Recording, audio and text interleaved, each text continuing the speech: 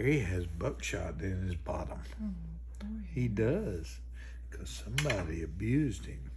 Poor Harry. Probably somebody with a hat And a flashlight. a 'cause he's scared of flashlight flashlights. and a Jew's harp.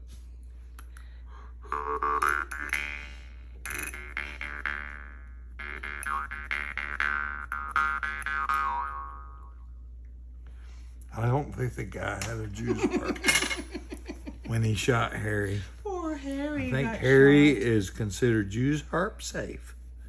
He is. He doesn't mind it all. He likes fine music too. Yes, and Camptown Races is his finest song. Good old Harry dog. Good Harry dog. I know tomorrow let's do your favorite. Let's do nothing all day long.